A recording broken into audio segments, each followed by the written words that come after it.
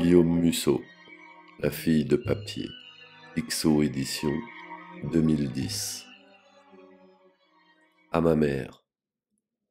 À quoi servent les livres s'ils ne ramènent pas vers la vie, s'ils ne parviennent pas à nous y faire boire avec plus d'avidité? Henri Miller. Prologue. S'intéresser à la vie de l'écrivain parce qu'on aime son livre, c'est comme s'intéresser à la vie du canard parce qu'on aime le foie gras. Margaret Atwood. USA Today, 6 février 2008. La trilogie des anges fascine l'Amérique. Cette histoire d'amour impossible entre une jeune femme et son ange gardien est le succès littéraire de l'année, décryptage d'un phénomène. Chez l'éditeur Doubleday, personne n'y croyait vraiment. Tiré à seulement 10 000 exemplaires, le premier roman d'un inconnu de 33 ans, Tom Boyd, est pourtant devenu en quelques mois l'un des plus gros best-sellers de l'année. La Compagnie des Anges, premier tome d'une saga qui devrait en compter 3, est resté 28 semaines en tête des meilleures ventes. Écoulé à plus de 3 millions d'exemplaires aux États-Unis, il s'apprête à être traduit dans plus de 40 pays. Dans un Los Angeles à la fois romantique et fantastique, le roman décrit l'histoire d'amour impossible entre Dalila, une jeune étudiante en médecine, et Raphaël, l'ange gardien qui veille sur elle depuis son enfance. Mais cette trame surnaturelle n'est qu'un prétexte pour aborder des sujets aussi sensibles que l'inceste, le viol, le don d'organes ou la folie. À l'image de Harry Potter ou de Twilight, la Compagnie des Anges a rapidement fédéré un public autour d'une mythologie très riche. Les lecteurs les plus passionnés constituent une véritable communauté avec ses propres codes et ses multiples théories. Sur Internet, des centaines de sites sont déjà consacrés aux personnages créés par Tom Boyd. Très discret, l'auteur est un jeune professeur originaire du quartier populaire de MacArthur Park, à Los Angeles. Avant de connaître le succès, Boyd enseignait la littérature à des adolescents en difficulté, dans le lycée où il avait lui-même été élève 15 ans plus tôt. Suite au succès de son premier roman, il a quitté l'enseignement après la signature d'un contrat avec Doubleday pour 2 livres supplémentaires et 2 millions de dollars. Gramophone, 1er juin 2008. La pianiste française Aurore Valancourt, lauréate du prestigieux Avery Fisher Prize. Âgée de 31 ans, la célèbre pianiste Aurore Valancourt a remporté samedi le prestigieux Avery Fisher Prize, doté de 75 000 $. Ce prix très convoité récompense chaque année un musicien pour sa contribution exceptionnelle à la musique classique. Née à Paris le 7 juillet 1977, Aurore Valancourt est considérée comme une des plus talentueuses musiciennes de sa génération. Une superstar des claviers. Formée au Curtis Institute de Philadelphie, elle est repérée dès 1997 par le chef d'orchestre André Grévin, qui l'invite à faire une tournée sous sa direction, une reconnaissance qui lui ouvre la porte d'une carrière internationale. Elle enchaîne alors les récitals avec les plus grandes formations, mais, désabusée par l'élitisme du système musical classique, elle se retire brutalement de la scène pianistique en janvier 2003. Elle entreprend un tour du monde à moto qui durera 2 ans et se terminera au milieu des lacs et falaises du parc naturel de Sawai Madhopur en Inde, où elle passera plusieurs mois. En 2005, elle s'installe à Manhattan et retrouve le chemin de la scène et des studios, tout en s'engageant activement dans la protection de l'environnement. Cet investissement lui apporte un éclairage médiatique nouveau, et sa notoriété dépasse alors la sphère des seuls mélomanes. Profitant de son physique avantageux, elle pose pour plusieurs magazines de mode, des clichés glamour pour Vanity Fair, d'autres plus dénudés pour Sports Illustrated, et devient l'égérie d'une grande marque de lingerie, des contrats publicitaires qui feront d'elle la musicienne la mieux rémunérée de la planète. Une musicienne atypique et controversée. Malgré son jeune âge, Valancourt est un exemple de maîtrise du clavier, mais on lui reproche souvent une certaine sécheresse, notamment dans l'interprétation du répertoire romantique. Revendiquant haut et fort sa liberté et son indépendance, elle est devenue un cauchemar des organisateurs de concerts. On ne compte plus ses désistements à la dernière minute ou ses caprices de diva. Son caractère entier se manifeste jusque dans sa vie privée. Cet éternel célibataire proclame ne rien attendre de l'attachement amoureux et adopte un carpe diem qui lui fait multiplier les conquêtes. Ses liaisons tapageuses avec des célébrités du showbiz font d'elle la seule musicienne classique habitué des magazines People, ce que n'apprécient pas forcément les puristes du piano. Los Angeles Times, 26 juin 2008. L'auteur de la trilogie des anges fait un don de 500 000 $ à une école de Los Angeles. Alors que son deuxième roman, de Mémoires d'ange, s'impose déjà en tête des ventes, l'écrivain Tom Boyd vient de faire un don d'$1,5 million à la Harvest High School de Los Angeles, a annoncé le directeur de l'établissement.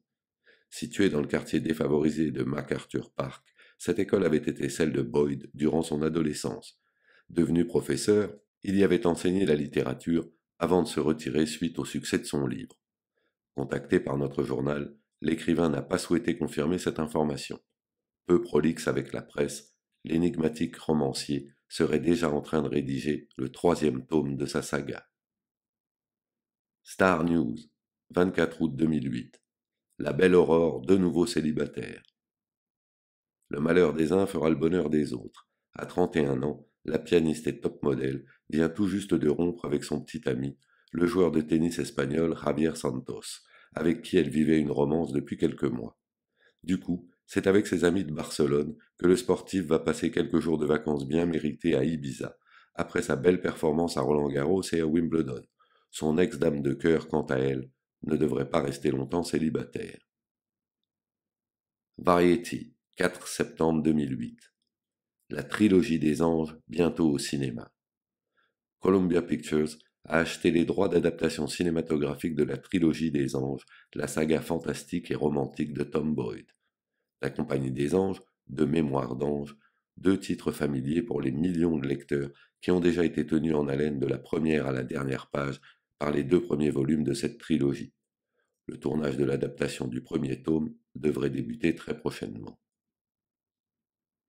2. patricia.moore@speedaces.com. Objet, guérir. Date, 12 septembre 2008. A. thomas.boyd2@gmail.com. Bonjour Monsieur Boyd. Je tenais à vous écrire depuis longtemps. Je m'appelle Patricia, j'ai 31 ans, et j'élève seul mes 2 enfants. J'ai accompagné jusqu'à son dernier souffle l'homme que j'aimais et avec qui je venais de fonder une famille. Il souffrait d'une maladie neurologique qui lui a ôté petit à petit toutes ses forces. De cette phase de ma vie, je suis ressorti bien plus meurtri que je ne veux bien me l'avouer. Notre histoire a été si courte. C'est pendant la période qui a suivi notre drame que j'ai découvert vos livres. Je me suis évadé dans vos histoires et en suis ressorti en harmonie avec moi-même. Dans vos romans, les personnages ont souvent la chance de pouvoir modifier leur destin, leur passé, et de corriger leurs erreurs. Moi, j'espère seulement avoir la chance d'aimer à nouveau et d'être encore aimé. Merci de m'avoir aidé à me réconcilier avec la vie. Paris matin, 12 octobre 2008. Aurore Valancourt, réel talent ou imposture médiatique? La foule des grands soirs se bousculait hier au théâtre des Champs-Élysées. Précédée de son image médiatique, la jeune et brillante musicienne continue d'exciter la curiosité. Au programme, le concerto L'Empereur de Beethoven, suivi en deuxième partie des impromptus de Schubert, un menu alléchant qui n'a pas tenu ses promesses. Malgré une technique sans reproche, le concerto fut exécuté sans âme et sans lyrisme. N'hésitons pas à le dire, Aurore Valancourt est plus un produit de marketing que la pianiste surdouée et géniale présentée dans les reportages. Sans sa plastique et son visage d'ange, elle ne serait qu'une musicienne ordinaire, car le phénomène Valancourt ne repose sur rien d'autre qu'une machine bien huilée qui a réussi habilement à transformer une honnête interprète en une star adulée. Le plus triste dans tout ça, que son immaturité musicale n'ait pas empêché un public tout acquis à son image de l'applaudir à tout rompre. 2. mira14.washington@hotmail.com. Objet, des livres pas comme les autres. Date, 22 octobre 2008. A. thomas.boyd2@gmail.com. Bonjour Monsieur Boyd, je m'appelle Mira, j'ai 14 ans. Je suis une jeune de banlieue, comme ils disent dans les journaux. Je vais à l'école à MacArthur Park et j'ai assisté à votre conférence la fois où vous êtes venu dans notre classe. Jamais je n'aurais imaginé être un jour intéressé par des romans. Et pourtant, les vôtres m'ont passionné. J'ai économisé pour acheter votre 2e livre, Mais comme je n'avais pas assez d'argent, je suis resté de longues heures dans les rayons de Barnes Noble pour le lire en plusieurs fois. Simplement merci. TMZ.com, 13 décembre 2008. Aurore et Tom en amoureux au concert des Kings of Leon. Les Kings of Leon ont livré samedi une performance tout en puissance au Forum de Los Angeles. Parmi la foule venue applaudir le groupe rock de Nashville, la pianiste Aurore Valancourt et l'écrivain Tom Boyd avaient l'air d'être très proches. Regard complice, mots doux glissés à l'oreille, mains autour de la taille. Bref, ces deux-là sont bien plus que des amis. Les photos suivantes parlent d'ailleurs d'elles-mêmes. Nous vous en faisons juge. TMZ.com, 3 janvier 2009. Aurore Valancourt et Tom Boyd, jogging en amoureux. Désir de garder la ligne ou escapade en amoureux. Aurore Valancourt et Tom Boyd se sont en tout cas octroyés une longue séance de jogging hier dans les allées de Central Park, encore blanchies par la neige. TMZ.com, 18 mars 2009. Aurore Valancourt et Tom Boyd cherchent un appartement à Manhattan. USA Today, 10 avril 2009. Le nouveau livre de Tom Boyd sortira avant la fin de l'année. L'éditeur Doubleday l'a annoncé hier. Le chapitre final de la saga de Tom Boyd sortira à l'automne prochain. Des heures de lecture en perspective pour les fans du romancier. Intitulé Mix Up in Heaven, le dernier tome de la trilogie des anges devrait être l'un des gros succès de l'année. Entertainment Today, 6 mai 2009. Tom cherche la bague parfaite pour Aurore. L'écrivain a passé 3 heures chez Tiffany à New York, à la recherche de la bague parfaite pour la femme qu'il fréquente depuis quelques mois. Une vendeuse raconte. Il semblait très amoureux et très soucieux de choisir le bijou qui comblerait son ami. 2. Svetlana.chaparova@hotmail.com. Objet. Le souvenir d'un amour. Date. 9 mai 2009. A. Thomas.boyd2@gmail.com. Cher Monsieur Boyd, tout d'abord, veuillez m'excuser pour quelques fautes d'orthographe. Je suis russe et je parle mal anglais. Votre livre m'a été offert par un homme que j'aimais et que j'avais rencontré à Paris. En me donnant votre livre, il a simplement dit « Lis et tu comprendras ». Cet homme, il s'appelait Martin, et moi, ne sommes plus ensemble aujourd'hui. Mais votre histoire me rappelle le lien qui nous unissait et qui me rendait si vivante. Lorsque je vous lis, je suis dans ma bulle. Je vous dis merci si vous lisez ce message et vous souhaite beaucoup de succès dans votre vie privée. Svetlana. Online, 30 mai 2009. Aurore Valancourt et Tom Boyd se disputent dans un restaurant. Online, 16 juin 2009. Aurore Valancourt infidèle à Tom Boyd. TMZ.com, 2 juillet 2009. Aurore Valancourt et Tom Boyd, la fin d'une histoire. La célèbre pianiste, qui vivait depuis plusieurs mois une belle histoire d'amour avec l'écrivain Tom Boyd, a été aperçue la semaine dernière en compagnie de James Bugliari, le batteur du groupe de rock The Sphinx. Vous avez déjà certainement vu cette vidéo. Elle a traîné un long moment parmi les plus consultés sur YouTube et Dailymotion, s'attirant une ribambelle de commentaires, certains moqueurs, les plus nombreux, d'autres plus compatissants. Le lieu, la salle du Royal Albert Hall à Londres.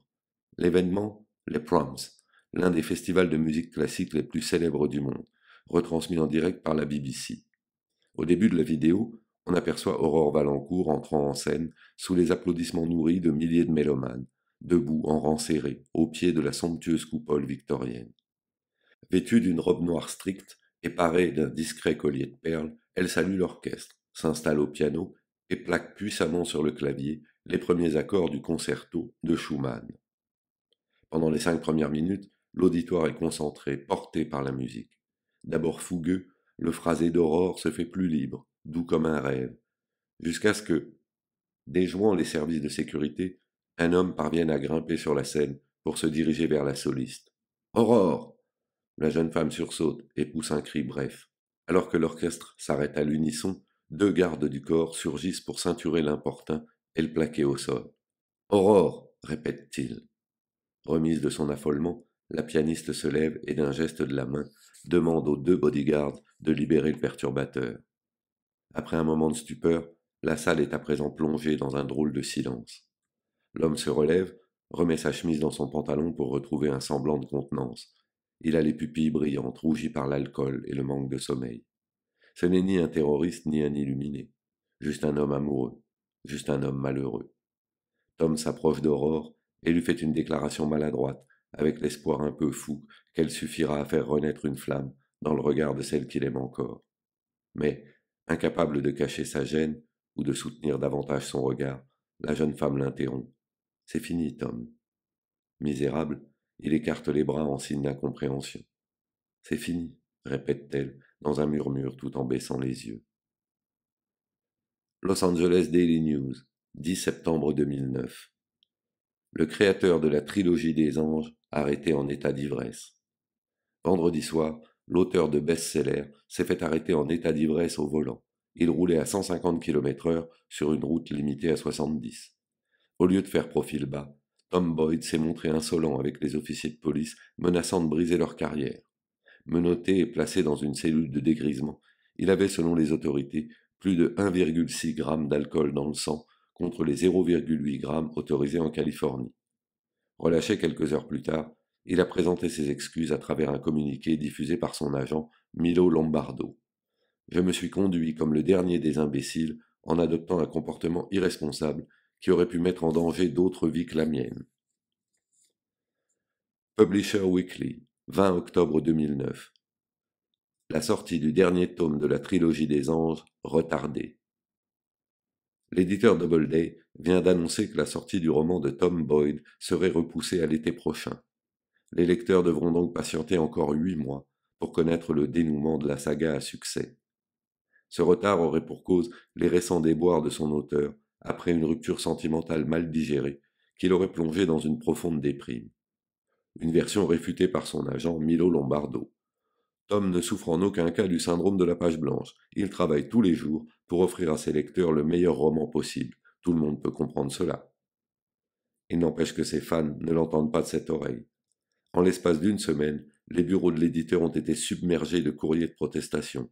Sur Internet, une pétition a même été mise en ligne pour réclamer à Tom Boyd de respecter ses engagements. 2. eugene@yahoo.com. Objet. Un message de Corée du Sud. Date. 21 décembre 2009. A. thomas.boyd2@gmail.com. Cher Monsieur Boyd, je ne vais pas vous raconter ma vie, simplement vous avouer que j'ai récemment effectué un séjour dans une clinique psychiatrique pour une profonde dépression. J'ai même plusieurs fois tenté de mettre fin à mes jours. Durant ce séjour, une infirmière m'a convaincu d'ouvrir un de vos livres.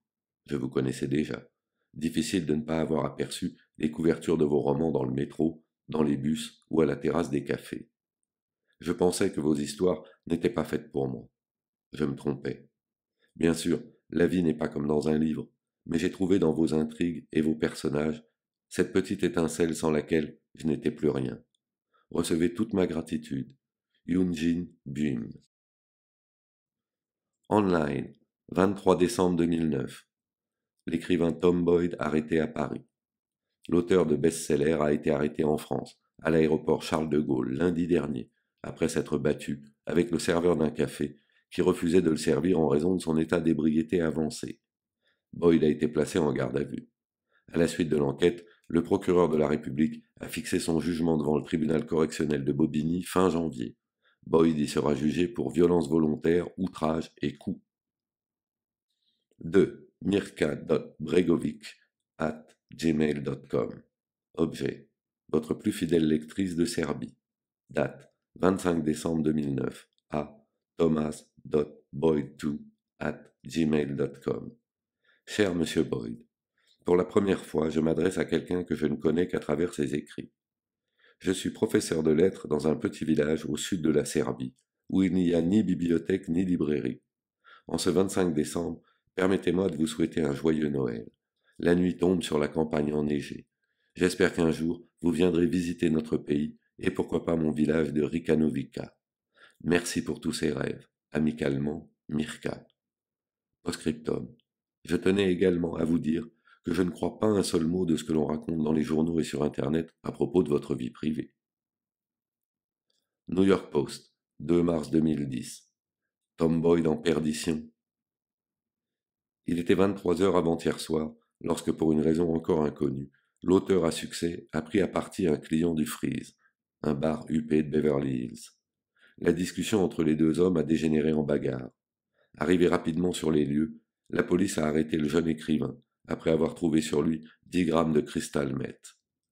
Poursuivi pour possession de drogue, il a été placé en liberté conditionnelle, mais devrait être convoqué prochainement devant la Cour supérieure de Los Angeles. Gageons que, cette fois, il lui faudra un bon avocat pour éviter la prison. 2. Eddy93 @free.fr. Objet, quelqu'un de bien. Date, 3 mars 2010. A. thomas.boyd2@gmail.com. Je me présente, je m'appelle Eddy, j'ai 19 ans et je prépare un CAP de pâtissier à Stein, dans la banlieue parisienne. J'ai complètement foiré mes années collège et lycée à cause de mes fréquentations et d'un goût prononcé pour le chichon. Mais depuis un an, une fille super a débarqué dans ma vie, et pour ne pas la perdre, j'ai décidé d'arrêter de faire le con. Je me suis remis à étudier, et avec elle non seulement j'apprends, mais je comprends. Parmi les livres qu'elle me fait lire, les vôtres sont mes préférés. Ils font ressortir ce qu'il y a de mieux en moi. À présent, je guette avec impatience votre prochaine histoire. Mais je n'aime pas ce que les médias racontent sur vous. Dans vos romans, mes personnages préférés sont justement ceux qui savent rester fidèles à leurs valeurs. Alors s'il y a une part de vrai dans tout ça, faites attention à vous, monsieur Boyd. Ne vous perdez pas dans l'alcool ou dans cette merde qu'est la dope, et ne devenez pas, à votre tour, un sale con. Avec tout mon respect. Eddy. Chapitre 1. La maison sur l'océan. Il arrive qu'une femme rencontre une épave et qu'elle décide d'en faire un homme sain. Elle y réussit parfois. Il arrive qu'une femme rencontre un homme sain et décide d'en faire une épave. Elle y réussit toujours. Cesare Pavese. Tom, ouvre-moi. Le cri se perdit dans le vent et resta sans réponse. Tom, c'est moi, Milo. Je sais que tu es là. Sors de ta tanière, bon sang. Malibu, comté de Los Angeles, Californie, une maison sur la plage. Depuis plus de 5 minutes, Milo Lombardo martelait sans relâche les persiennes en bois qui donnaient sur la terrasse de la maison de son meilleur ami. Tom, ouvre ou je défonce la porte. Tu sais que j'en suis capable. Chemise cintrée, costume bien coupé et lunettes de soleil sur le nez, Milo avait le visage des mauvais jours. Il avait d'abord cru que le temps guérirait les blessures de Tom, mais loin de se dissiper, la crise qu'il traversait n'avait fait qu'empirer. Ces 6 derniers mois, l'écrivain n'était plus guère sorti de chez lui, préférant se barricader dans sa prison dorée, et ne répondant ni à la sonnerie de son portable, ni à celle de son interphone. Je te le demande une nouvelle fois, Tom, laisse-moi entrer. Chaque soir, Milo venait tambouriner à la porte de la résidence de luxe, mais n'obtenait comme réaction que les invectives des voisins et l'intervention inéluctable de la patrouille de sécurité qui veillait sur la tranquillité des richissimes habitants de l'enclave de Malibu Colony. Cette fois pourtant, l'heure n'était plus aux atermoiements. Il fallait agir avant qu'il ne soit trop tard. Très bien, c'est toi qui l'auras voulu, menaça-t-il en tombant la veste, puis en s'emparant du pied de biche en titane que lui avait procuré Carole, leur ami d'enfance, qui travaillait aujourd'hui comme détective au LAPD. Milo jeta un coup d'œil derrière lui. La plage de sable fin somnolait sous le soleil doré de ce début d'automne. Serrées comme des sardines, les villas de luxe s'étalaient le long du front de mer, unies dans la même volonté d'interdire l'accès du rivage aux importuns. Beaucoup d'hommes d'affaires et de vedettes des médias et de l'entertainment y avaient élu domicile, sans parler des stars de cinéma. Tom Hanks, Sean Penn, DiCaprio, Jennifer Aniston avaient tous une maison dans le coin. Ébloui par la luminosité, Milo plissa les yeux. À une 50aine de mètres, posté devant une cahute plantée sur pilotis, jumelles vissées sur les yeux, l'Adonis en maillot de bain faisant office de maître nageur semblait hypnotisé par la silhouette des surfeuses qui profitaient des vagues puissantes du Pacifique. Jugeant qu'il avait le champ libre, Milo se mit à l'ouvrage. Il inséra l'extrémité recourbée du levier métallique dans l'une des fentes du châssis et poussa de toutes ses forces pour faire voler en éclats les lattes en bois des persiennes. A-t-on vraiment le droit de protéger ses amis contre eux-mêmes se demanda-t-il en pénétrant dans la maison. Mais ce cas de conscience ne dura même pas une seconde. À part Carole, Milo n'avait jamais eu qu'un seul ami en ce monde, et il était résolu à tout tenter pour lui faire oublier son chagrin et lui redonner le goût de vivre. Tom, plongé dans la pénombre, le rez-de-chaussée baignait dans une torpeur suspecte, où l'odeur de moisille disputait à celle du renfermé. Des tonnes de vaisselle encombraient l'évier de la cuisine, et le salon était dévasté comme après un cambriolage. Mobilier renversé, vêtements jonchant le sol, assiettes et verres brisés. Milo enjamba les cartons à pizza, les emballages de nourriture chinoise, les cadavres de bouteilles de bière, et ouvrit toutes les fenêtres, afin de chasser l'obscurité et d'aérer les pièces. Construite en forme de L, la maison comportait 2 niveaux, avec une piscine souterraine.